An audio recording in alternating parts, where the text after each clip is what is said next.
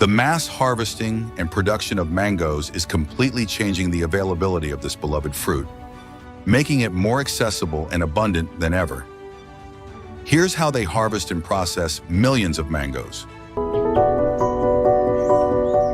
Mangoes, a delicious fruit loved all over the world, are usually planted in late spring, the ideal time for farmers to start a new crop.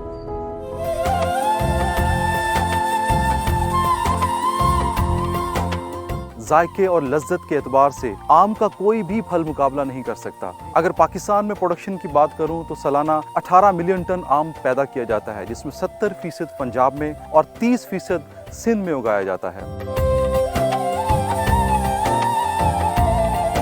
Total جو آپ کو varieties یاد ہیں جو اس باغ میں لگی ہوئی ہیں، وہ ذرا ان کے نام بتا دیجیے۔ راجہ والا، رامپور، آمن عبدالعاد، الفن، شربتی، روح افزا، صدقہ پنجتن پاک، مینگو ایپل، شان خدا، شان رسول، ماشاء اللہ، نثار پسند۔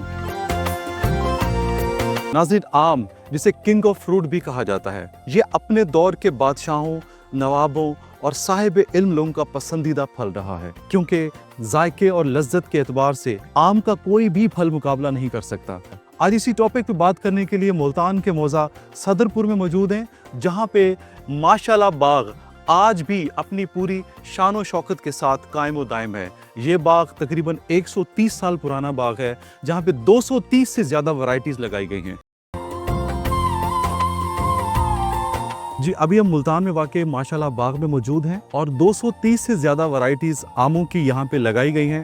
یہ مطلب اس طرح سمجھ لیں کہ بھئی اب میں 3rd جنریشن ہوں، ٹھیک ہے، تو تیسری جنریشن جو ہے میں اب اس کا خیال کر رہا ہوں، تو ہمارے یہ دادا نے شروع کیا، ٹھیک، اور 1905 میں پہلا پیمندی پودا یہاں پہ لایا گیا اور لگایا گیا۔ اتنا جب ان کو شوق تھا تو یقیناً بر صغیر پاک و ہند میں جتنی بھی اچھی ورائٹیز تھیں، چوائسز آف ورائٹیز، جی، جس طرح بھی میسر ہوئیں، جانا پڑا، بار بار چکر لگانے پڑے، تو انہوں نے یہاں کٹھی کی، یہاں لے آئے، اور پھر اس کے بعد یہ باغ پروان چڑھا، اور اب آپ کے سامنے ہے، یہ پاکستان کا اثاثہ ہے۔ اور پاکستان میں اس طرح سمجھ لیں کہ شاید بر صغیر پاک و ہند میں کیا دنیا میں کسی ایک جگہ پہ اس طرح کی اقسام کا کٹھا ہونا وہ کافی مشکل کام ہے۔ یہ کون سی ورائٹی لگی ہوئی ہے؟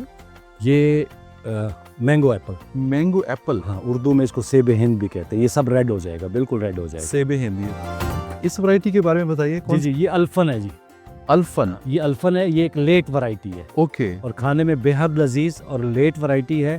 اس طرح سمجھ لیں کہ یہ اگست میں اترے گی۔ اچھا اچھا، لیٹ ورائٹیز میں آتا ہے۔ اور اس میں دیکھیں یہ کچھ ہم نے ان کے اوپر فروٹ پروٹیکشن بیگز چڑھائے ہوئے ہیں۔ اس کے یہ کس لیے لگاتے ہیں؟ یہ پیسٹ سے بچانے کے لیے اور فروٹ فلائی سے بچانے کے لیے، اور جب ہم اس کو کھولیں گے نا تو اس میں سے آم بالکل یلو نکلے گا، اوکے اوکے، لیکن وہ پکا ہوا پھر بھی نہیں ہوگا، اپنے ٹائم پہ ہی پکے گا، ٹھیک ہے۔ لیکن کلر اس میں بالکل یلو ہو جاتا ہے۔ یہ ہمارے کچھ پودے ہیں جن کے اوپر ایک پودے پہ ہم نے 3 4 قسمیں چڑھائی ہوئی۔ اچھا، ہاں، یہ شان رسول ہے، اوکے، یہ بھی اس طرح سمجھ لیں کہ کھانے میں بہت اچھی ورائٹی ہے، ٹھیک ہے، اور کافی پرانی ورائٹی ہے۔ بہترین بہترین۔ ادھر آ جائیں، یہ شان مصطفیٰ ہے۔ ایک ہی درخت کے اوپر یہ دوسری ورائٹی جی ہے؟ جی، یہ شان مصطفیٰ آپ کو ادھر لگے ہوئے نظر آئیں گے، اوکے، اور یہ تھیلیوں میں جتنے یہ آپ کو نظر آ رہے ہیں، یہ سفید چونسا ہے۔ یعنی کہ شان رسول ہے، شان مصطفیٰ ہے اور سفید چونسا، سفید ایک ہی درخت کے ایک ہی اوپر۔ درخت کے اوپر۔ جی، یہ دیکھیں، یہ ہمارا کولڈ اسٹوریج ہے، کنٹرول چیمبر ہے۔ ٹیمپریچر کنٹرول میں ہم لوگ جو ہے نا ٹیمپریچر کنٹرول کے اندر رائپننگ کرتے ہیں، اور یہ یورپ وغیرہ اور امریکہ وغیرہ کے لیے شپمنٹ جو ہے سلو رائپننگ پروسیجر ہے، جو یہ ہم کر کے بھیجتے ہیں، جس کی وجہ سے مینگو کی فرمنس صحیح رہتی ہے۔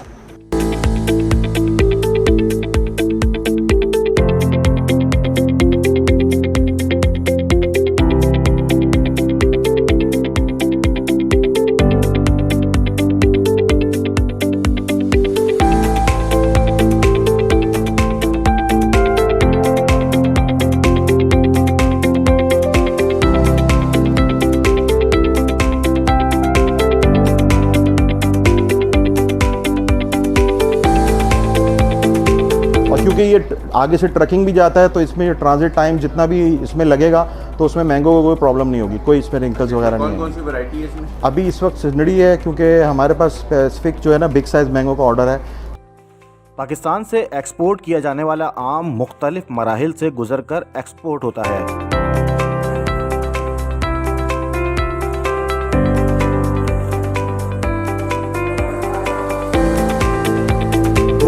आम हमारी सकाफत, रवायत और तारीख का एक ऐसा मीठा हिस्सा है जो नस्लों से हमारे दिलों और दस्तरखानों पर राज करता आया है। लेकिन सवाल यह है कि इन आमों के अजीबोगरीब नाम कैसे पड़े। चौंसा, दुसहरी, अनवर रटोल, लंगड़ा और सिंगड़ी, क्या ये नाम सिर्फ इत्तफाकी हैं या इनके पीछे वाकई ही कोई दिलचस्प कहानी छुपी है? तो सबसे पहले बात करते हैं चौंसा आम की। चौंसा आम को आमों का बादशाह कहा जाता है और इसकी वजह सिर्फ इसका जायका नहीं बल्कि इसके पीछे छुपी एक शाही कहानी भी है। कहा जाता है कि मुगल बादशाह हुमायूं जब शेर शाह सूरी से शिकस्त खाकर ईरान की तरफ जा रहा था तो रास्ते में इसने पंजाब के इलाके चौंसा में क़याम किया। वहाँ के आमों का जायका इसे इस कदर भाया कि इसने शाही बागात में इन आमों को उगाने का हुक्म दिया। क्योंकि ये आम उस वक्त चौंसा इलाके से आया था, इसलिए इसके नाम पर इसे चौंसा आम कहा जाने लगा। चौंसा आम में रेशा नहीं होता, इसका गुदा भरपूर होता है और जायका ऐसा कि ज़बान पर रखा नहीं और मिठास दिल में उतर गई। ये आम पाकिस्तान से दुनिया भर में एक्सपोर्ट किया जाता है और बैरून मुल्क में भी इसकी अपनी ही एक पहचान है। दूसरे नंबर पर बात करते हैं दुसहरी आम की। दुसहरी आम का ताल्लुक उत्तर प्रदेश के शहर लखनऊ के नवाही गांव दुसहरी से है। ये आम 18वीं सदी के आखिर में मंजरे आम पर आया जब वहाँ के नवाबों के दरबार में एक मुनफरद जायके वाला आम पेश किया गया। नवाब ने हुक्म दिया कि इस आम को शाही बागात में उगाया जाए और इसकी नस्ल को महफूज रखा जाए। मजीद दिलचस्प बात यह है कि आज भी दुसहरी का असल माँ दरख्त यानी मदर ट्री उसी इलाके में मौजूद है जो 200 साल से ज़ायद पुराना है। दुसहरी की खास बात यह है कि यह दरमियाने साइज का होता है, खुशबूदार, इंतहाई नरम और रेशे से पाक होता है। अक्सर लोग इसे आमों की शहजादी भी कहते हैं। तीसरे नंबर पर बात करते हैं अनवर रटोल की, जिसका नाम सुनते ही आम के शौकीन अफराद की आंखें चमक उठती हैं। ये आम ना सिर्फ पाकिस्तान बल्कि दुबई, सऊदी अरब और बरतानिया में भी बेहद पसंद किया जाता है। कहा जाता है कि एक किसान अनवर ने रटोल नामी इलाके से एक खास आम की कलम लेकर अपने खेत में उगाई। कुछ ही अरसे के बाद वो आम इतना कामयाब और लजीज निकला कि लोग इसे अनवर का रटोल आम कहने लगे।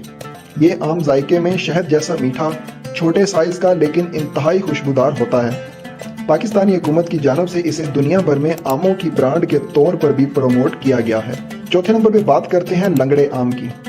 लंगड़ा आम का नाम सुनकर अक्सर लोग मुस्कुरा जाते हैं, लेकिन इसके पीछे एक दिलचस्प और सच्ची कहानी छुपी है। कहा जाता है कि बनारस हिंदुस्तान में एक किसान जो पैदाइशी तौर पर लंगड़ा था, इसने एक खास किस्म का आम उगाया। इस आम की खासियत ये थी, इसकी खुशबू, रेशादार साख्त और देर पा जायका इसको और ज्यादा खुशबूदार और खूबसूरत बनाता था।